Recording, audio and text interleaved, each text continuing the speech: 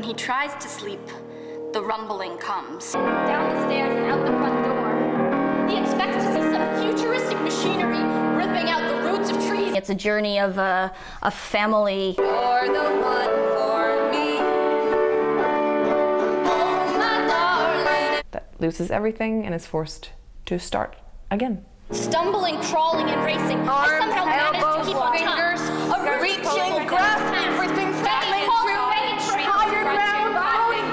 All the roots that they planted there are totally uprooting. When the water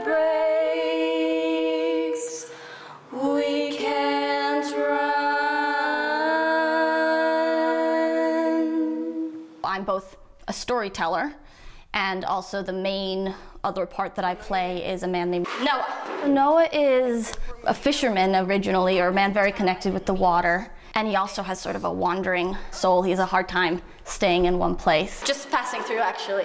Anna is the character in the story we're telling. Are you gonna dance? She has this lust for adventure and stories. She loves where she is also. She loves home, but she also has this want to get out. Show me that trick you had, the one that made me sad, the one when you said you're leaving soon.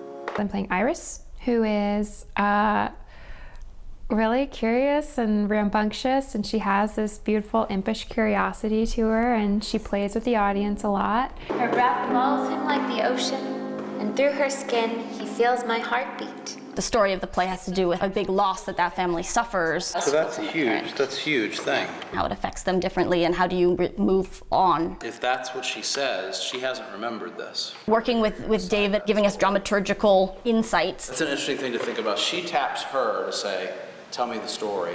How do you get enlisted in this? And he can come in as an outside eye and give us perspective and help us really know which direction to take. It's really helpful. I want to welcome you to the final day, the final performance of the 2015 Winter Carnival of New Work. The first piece is called Wayward.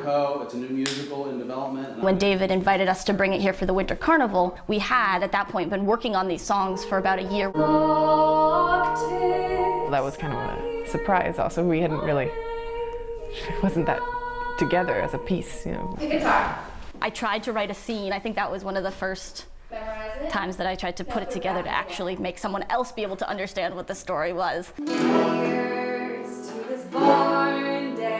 But then it really forced us in a good way to just make it into a whole. Immediately after the Winter Carnival, Clara stuck around for a couple weeks, and we kept working on the stuff that we had learned from performing it. Then we went sort of back to okay, let's dig up the mud to make the sculpture again. Well, we've worked on it for 2 years. It started out as this little baby seed, and now it's become this. We didn't plan this. We just kept working on it. It felt important.